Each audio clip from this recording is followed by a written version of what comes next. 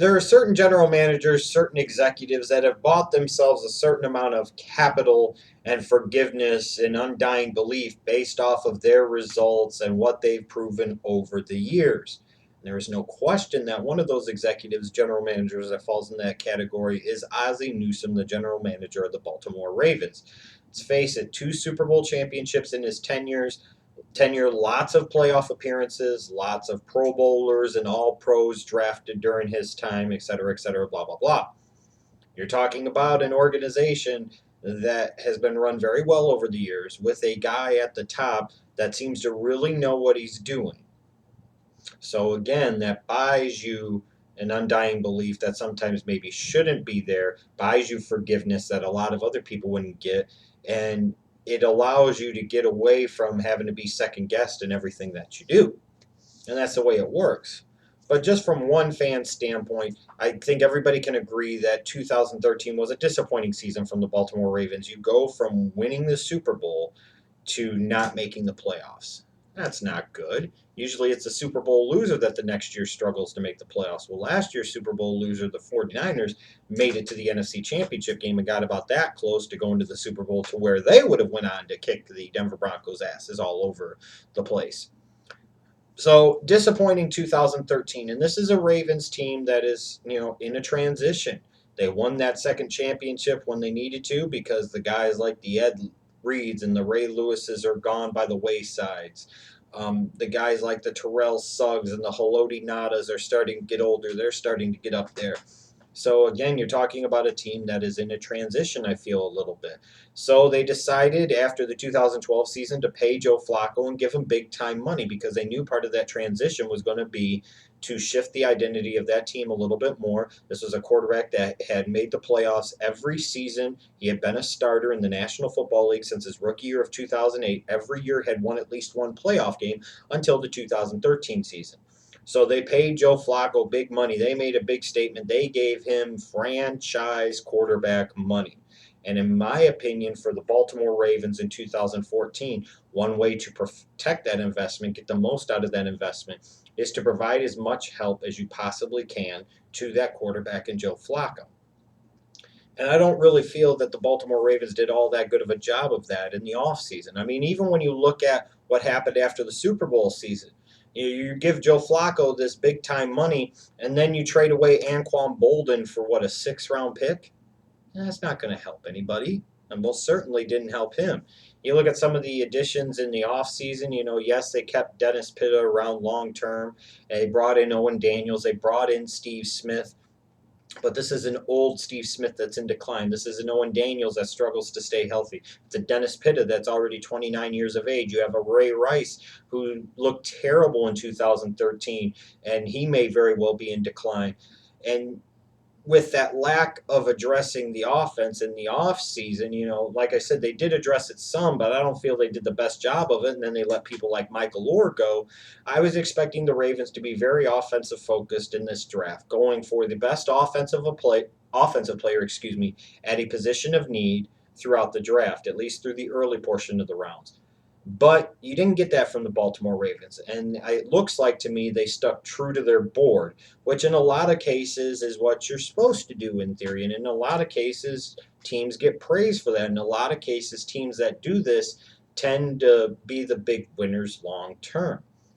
But I still question the philosophy of the Baltimore Ravens draft this year. You can look at the results down in the description box below. They spent their first 3 picks on defensive players. That's not helping Joe Flacco. You could sit there and say, well, if you improve the defense, that helps the quarterback. No, it just gets you back to the old Ravens identity of pretty much being a one-dimensional football team. You need more balance, and you gave Joe Flacco all that big-time money. The way to protect him is to give him help on the offensive side of the football to maximize the return on your investment of giving Flacco all that money. And it just didn't feel like Ozzie Newsome did the best job. He didn't do what I would expect an Ozzie Newsome to do, even though I've talked about it a little bit, that his past couple of drafts haven't been great as some of the ones come before. this one was a bit surprising to me, and I was a little disappointed. In terms of the best pick that they had, I do think it was Terrence Brooks, the third-round safety out of Florida State. I think he's a perfect complement to Matt Elam in that secondary. The back half of that secondary is a whole lot better now with an Elam and Terrence Brooks playing the two safety positions. In terms of good value in this draft, there were actually, I felt a couple of reaches from the Baltimore Ravens, a couple of unnecessary picks, but one really good value I thought they got was Brent Urban, the defensive lineman from Virginia, in the fourth round. If you're going to do some hybrid stuff, a Brent Urban can play inside in the 4-3. He's a guy that projects perfectly to me as a 5 technique defensive end in a 3-4. And to get a guy like him in the fourth round, I thought was pretty good value. A guy that maybe could potentially surprise, a tight end that a lot of people didn't talk about that I was a little bit high on, was Crockett Gilmore out of Colorado State. Now, sure, the depth chart is kind of deep already with guys like Dennis Pitta and Owen Daniels, but it only takes one injury from one or both of them for a guy like Crockett Gilmore to come in with this size and speed combination and be able to contribute right away for Joe Flacco in that Ravens passing attack. But again, there's just a lot of second guessing from me and questioning of the philosophy of this draft of Ozzie Newsome and the Baltimore Ravens. If you were going to sit there and take a defensive player in the first round, so be it. If that's what you felt was best for you, you felt the best available player was on the defensive side of the ball, that's all fine and good. But was C.J. Mosley really a better prospect than Clinton Dix? I don't know about that. It might not be that huge of a margin, but again, I don't know about them taking an inside linebacker at pick number 17. And at the same point in time, I did not think that C.J. Mosley was the best available defensive player or the best available player on the board, period, at that point in time. So I think that's something that I question a little bit. Now, could it be one of those things that C.J. Mosley instantly starts in the interior and he's a long-time productive starter for the Baltimore Ravens and it won't matter? Probably.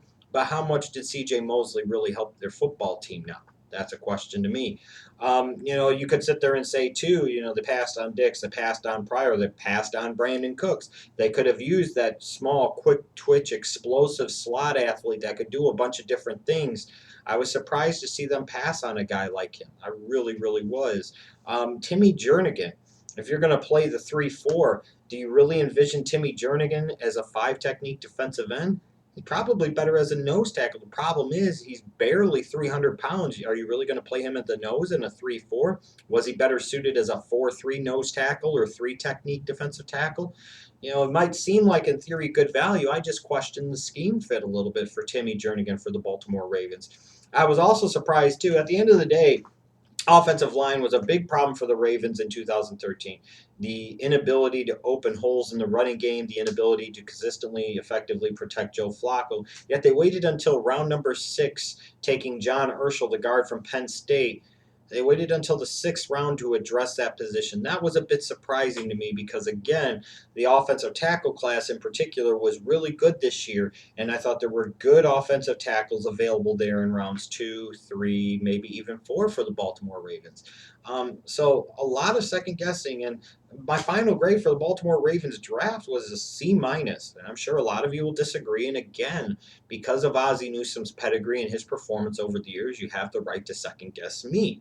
He's earned that right. He's earned some of that benefit of the doubt. But that doesn't mean that I necessarily go along with that train of thought. Because at the end of the day, you invested all that big money into Joe Flacco, and you followed up in this draft by spending 4 of your first 5 picks on the defensive side of the ball. I question the fit of Timmy Jernigan. I question if C.J. Mosley was truly the 17th best player in the 2014 NFL draft. I question waiting until the 6th round to address the offensive line position, and then even still not addressing offensive tackle, addressing the guard position. I also question waiting until the 7th round to take a wide receiver in a deep and talented wide receiver class, and then in order to take that wide receiver in round number 7, you give up a 6th round pick in the next year's draft. At the end of the day, I thought this was a C- draft for the Baltimore Ravens. I expect more out of Ozzie Newsome. And, maybe a couple of years from now, you look back at me and laugh at me and say how stupid I was. And to be fair, that could very well happen.